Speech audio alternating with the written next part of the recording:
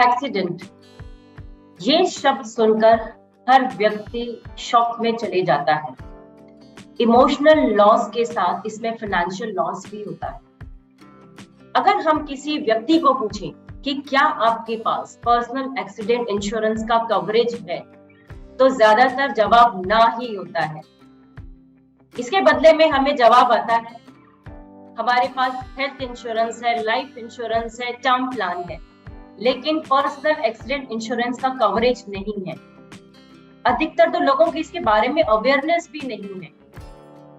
आज इस वीडियो के माध्यम से मैं आप सबको बताने वाली हूँ कि पर्सनल एक्सीडेंट इंश्योरेंस का कवरेज कितना इम्पोर्टेंट है, जो हम एक हेल्थ इंश्योरेंस के साथ कॉम्प्लीमेंट्री इंश्योरेंस ले सकते हैं। ये हर उन व्यक्ति को एडवाइजेबल है जो सेल्फ एम्प्लॉयड है, सैलरीड है, अर्निंग मेंबर है फैमिली का। उनके पास पर्सनल एक्सीडेंट इंश्योरेंस का कवरेज होना ही चाहिए। अगर हम प्रीमियम की बात करें तो पर्सनल एक्सीडेंट इंश्योरेंस का कवरेज का प्रीमियम ना के बराबर होता है। आपकी मंथली इनकम का 100 टाइम्स आप इसके लिए एलिजिबल है। वो आप आपके इनकम के हिसाब से अप्लाई कर सकते हो आपके फाइनेंशियल एडवाइजर के through. Personal accident insurance coverage के अंदर 3 प्रकार की डिसेबिलिटी कवरेज है। पहली है permanent total disability. Total permanent disability के अंदर आपकी बॉडी कंप्लीटली एक्सीडेंट के थ्रू डिसेबल हो जाती है। ऐसे केस में आप पूरे एलिजिबल हो आपके सम एश्योर्ड को लेने के लिए। फॉर एग्जांपल, एक एक्सीडेंट के थ्रू आप पूरे कंप्लीटली डिसेबल हो गए हैं, मे बी आपकी पूरी आई साइट चली गई है, दोनों हाथ चले गए हैं, दोनों पैर चले गए हैं, आप फ्यूचर में एलिजिबल नहीं हो काम करने के लिए। अगर मेडिकल टर्म में इसे डिक्लेयर कर दिया गया है कि आप टोटल परमानेंट डिसेबल है, तो आप इसका जरूर बेनिफिट ले सकते हो। आपको पूरा सम एश्योर्ड 100% मिलेगा। सेकंड है टेम्पररी टोटल डिसेबिलिटी।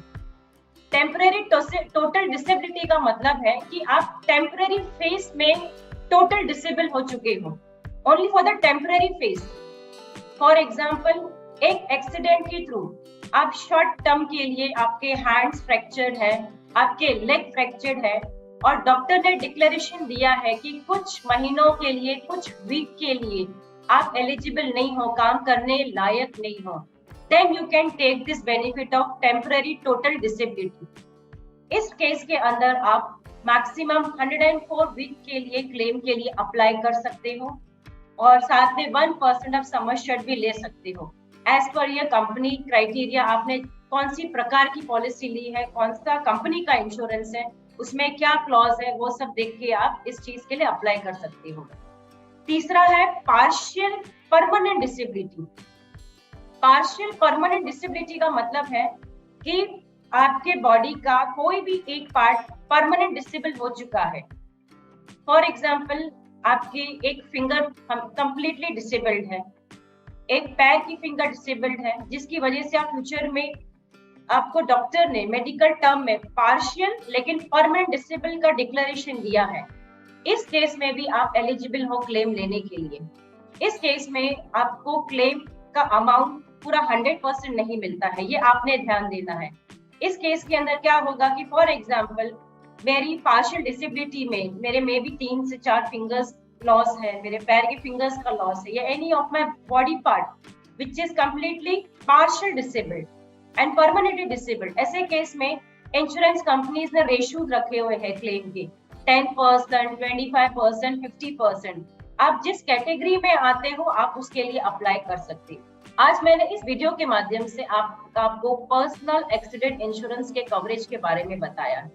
वैसे तो ये बहुत सिंपल है, कोई भी इसे अप्लाई कर सकता है जिसके पास सैलरी स्लिप है, अर्निंग मेंबर है, सेल्फ एम्प्लॉयड है।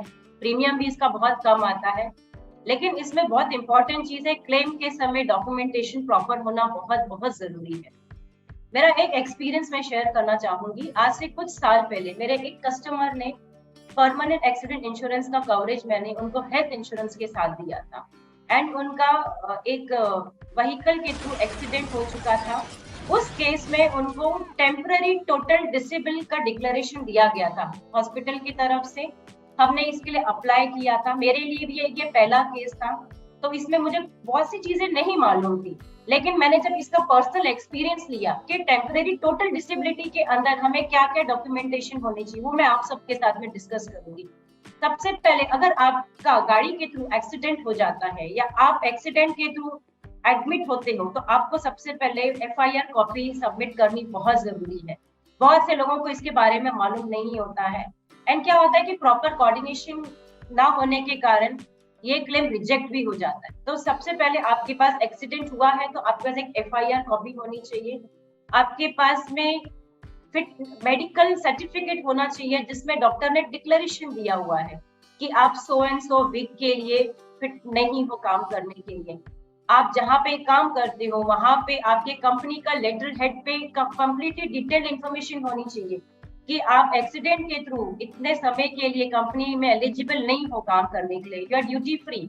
अगर ये सब चीजें आप कंपनी को आपके ओरिजिनल बिल के साथ चीजें सबमिट करते हो तो आप पर वीक क्लेम के लिए एलिजिबल हो। और ये मेरा प्रैक्टिकल एक्सपीरियंस मैंने आप सबके साथ शेयर किया है। वैसे तो आप सब मुझे जानते हो कि मैं जसविंदर कौर खारगर से हूँ। अगर आप इसके बारे में अधिक से अधिक और जानकारी लेना चाहते हो तो आप मुझे जरूर कांटेक्ट कर सकते हैं। Thank you.